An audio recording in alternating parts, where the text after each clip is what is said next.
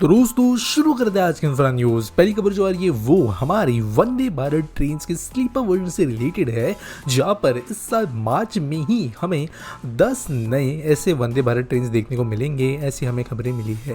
तो दोस्तों यहाँ पर करेंटली 39 रूट्स पर ट्रेन चलती है वंदे भारत की, जो चेयर वर्जन है, छोटी डिस्टेंसेस पे चलती है, लेकिन मार्च में हमें स्लीपर वर्जन भी मिल जाएगी, जिसके अप्रैल में ट्रायल्स होंगे और बाद में हमें ये अलग अलग रूट्स पे लॉन्च होती हुई नजर आएगी। मेजरली ये ट्रेन हमें मुंबई दिल्ली हावड़ा इन रूट्स के ऊपर इनिशियली लॉन्च होते हुए नजर आ सकती है, लेकिन एक्जैक्टली रिलीज जो करेगा वो हम अभी कमेंट नहीं कर सकते। ये चीज़ें होने के कुछ महीनों बाद में हमें बहुत ही ज़्यादा बड़े लेवल पर इनका प्रोडक्शन रैंप अप होते हुए नजर आएगा।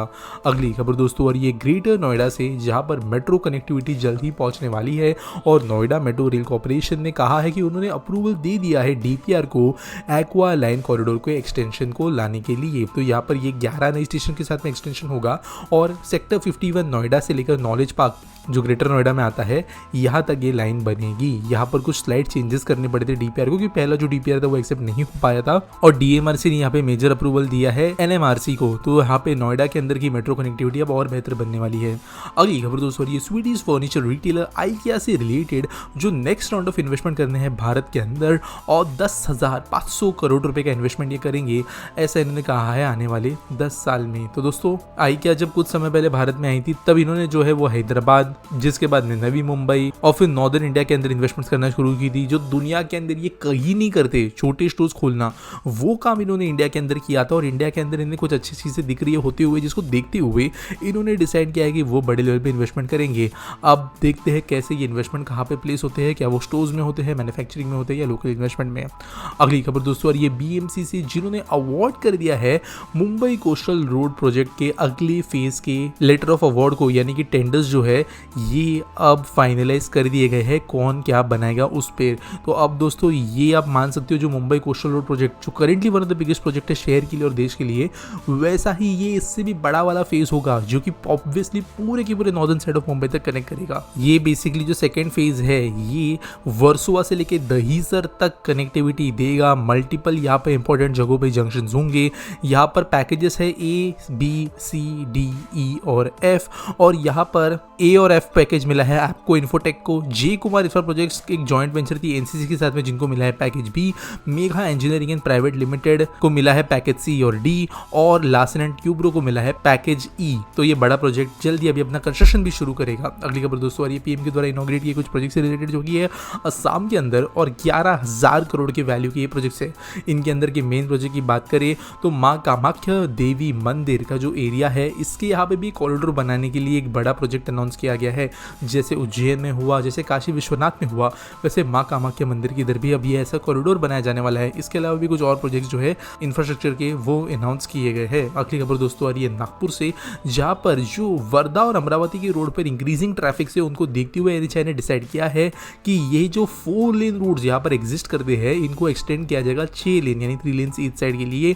और यहाँ पर जो स्ट्रेच होगा वो होगा मेट्रो एयरपोर्ट स्टेशन से लेकर बुटुपुरी फ्लाईओवर तक और अमरावती रोड फ्रॉम वाडी टू कोडाहाली के बीच में।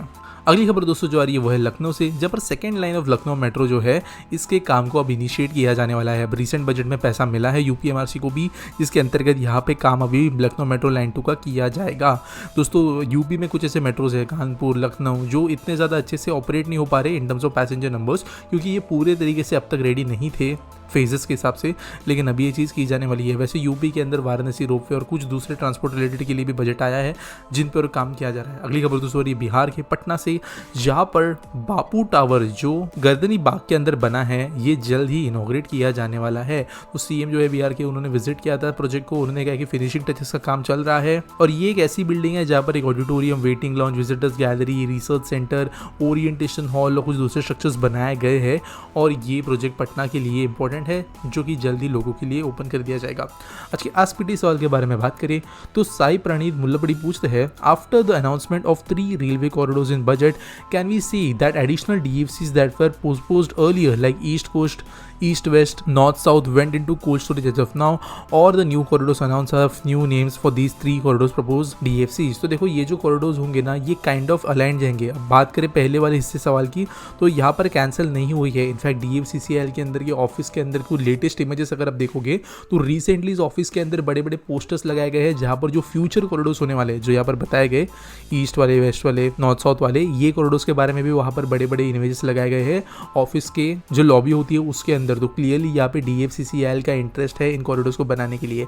अब एक बात याद रखो, ये जो बजट था ये इंटरिम बजट था, ये पूरा बजट नहीं था। पूरा बजट जो है वो जून या जुलाई में आएगा। तो यहाँ पर हमें उस समय के लिए इंतजार करना है। साथ साथ अभी प्रॉबेबली DFC खत्म होने के बाद में जो ये बाकी DFCs है ये बहुत ही ज़्यादा बड़े प्रोजेक्ट्स है, तो फंड एलोकेशन उस हिसाब से देखना पड़ेगा। कोल्ड स्टोरेज में हम इनको बोल सकते हैं या फिर एटलीस्ट बिहाइंड द सीन्स इनका प्रिपरेशन चल रहा है, क्योंकि ये पूरे देश को स्पैन करने वाले प्रोजेक्ट्स है। इनका DPR किसी मेट्रो की तरह 2-4 महीनों में नहीं बन सकता। सालों का काम यहाँ पर DPR और ये सब चीज़ों में ही जाएगा। मल्टीपल स्टेट्स इन्वॉल्व होते हैं, तो सब चीज़ें यहाँ पर देखनी पड़ती है। तो जो कॉरिडोर है ये एक अलग चीज़ है। ये प्रॉबेबली न्यू DFCs का थोड़ा सा हिस्सा होगा, थोड़ा ओल्ड ट्रैक्स होगा, थोड़ा न्यू ट्रैक्स का होगा, लेकिन जो बचे हुए DFCs है वो बनेंगे फ्यूचर में। उम्मीद करता हूँ आपको सवाल का जवाब मिल गया होगा। आपके पास कोई सवाल है आप नीचे मुझे कमेंट सेक्शन में ज़रूर पूछ सकते हो। अगर आपको कोई न्यूज़ सबमिट करनी है तो उसके लिए आपको डिस्क्रिप्शन में एक लिंक मिल जाएगी और मिलेंगे अगली वीडियो में।